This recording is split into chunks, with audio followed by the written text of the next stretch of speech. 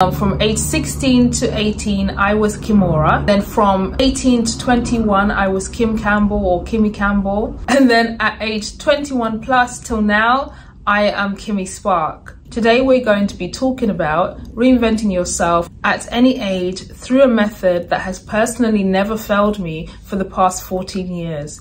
You don't even need to wait until January 1st to start.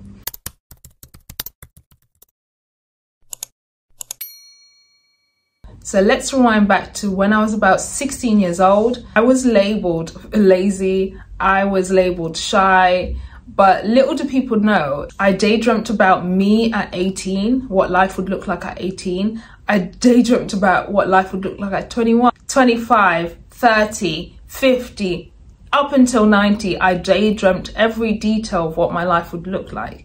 But the only issue was what was in my mind and what was in reality did not match. It was quite overwhelming to have all these dreams in your head, but then not knowing how to get there. I realized that the first step towards becoming my dream self is to define and know who my dream self is. The dream self being that ideal version of you that has your dream relationships, your dream lifestyle, your dream jobs, your dream everything. That is what the dream self is.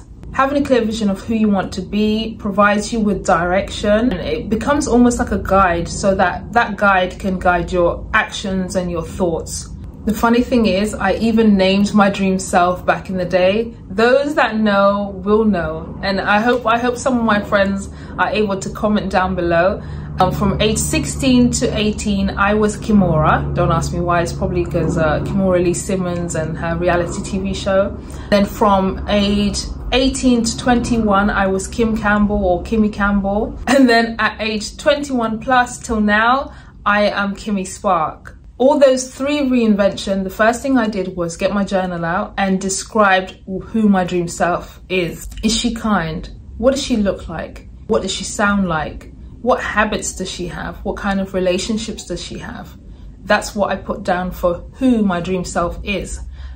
Answer those questions, and then it allowed me to audit my current life. Am I happy now? What habits do I have now? What kind of relationships do I have now? What do I look like right now? I was able to identify the gaps between my current self and my dream self. The thing is, you're not going to want to change everything. There might be some parts of you that you want to keep, and that's okay. So it allows you to pinpoint what you need to work on. This was no longer me dreaming. Because I brain dumped everything, this had become a plan. But here's the secret sauce.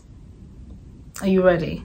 From my life audit, I started living each day with intention by creating a to-be list. A to-be list, for me, it was a list of things I can be that allowed me to channel my dream self. For example, who do I need to become to be my dream person? I embodied being hardworking, and that allowed me to move abroad, live in South Korea, and living in South Korea gave me the confidence, and I was extra creative out there, did my YouTube channel. So rather than fixating on outcomes, the to-be list allowed me to kind of focus more on being right now.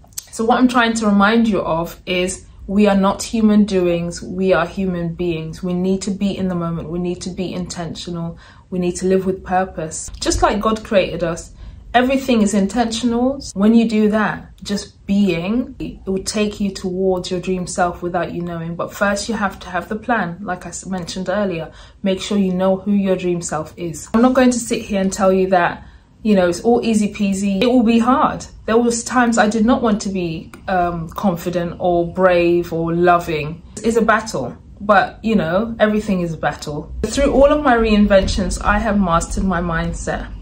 I can confidently say my mindset sorted. I did this through my own technique called the plot twist method. Adding a plot twist to any negative thought. A negative thought pops into my head and it says something like, oh, you're not brave enough to do solo traveling. That's a negative thought.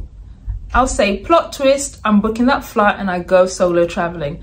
You will not be able to eat healthy for more than a day. I say plot twist, and I make sure I eat for the whole week, even a month. It's about playing your mind in a way that is easy for you. For me, that was the easiest thing. I remember creating a tracker in my journal, and in this tracker it was more of a thing where I was able to celebrate my achievements. If I wrote down something that I've done as my dream self in my to-be list, I would tick them off and, you know, celebrate it, you know, feel good about it. When you do that, you might have a streak, and, you know, if you have a streak, you know that once you miss a day, you have to start again. And that's okay. I don't want you to beat yourself up about it.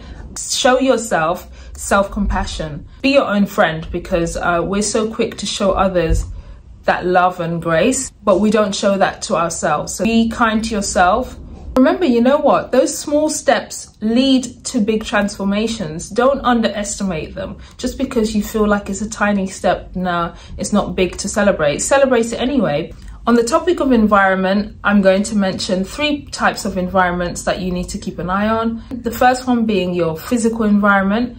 Obviously, for me, when my environment is messy and cluttered, so is my mind. Look after your environment. I know that depression can hit people, life happens, do what you can, but I'm mentioning it because some people might be like me. My environment reflects my mind. So the second sort of environment is the people that you keep around you.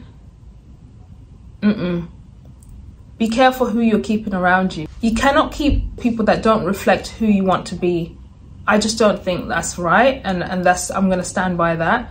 Some people project their own insecurities onto you. So they might say, oh, we can't do that, or you can't do that, or limiting belief, limiting belief.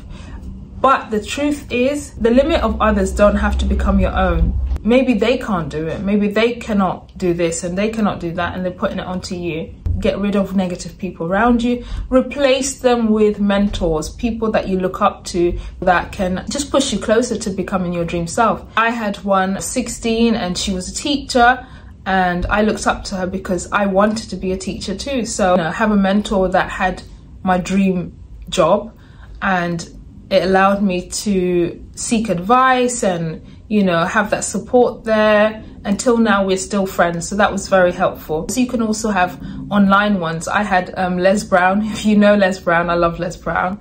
I even went to all his seminars when he came to London. Just give yourself a lot of mentors online and in real life so that you can have a balance of both. The third environment I'm going to mention is one I'm passionate about. Through my previous videos, you'll know, your digital environment.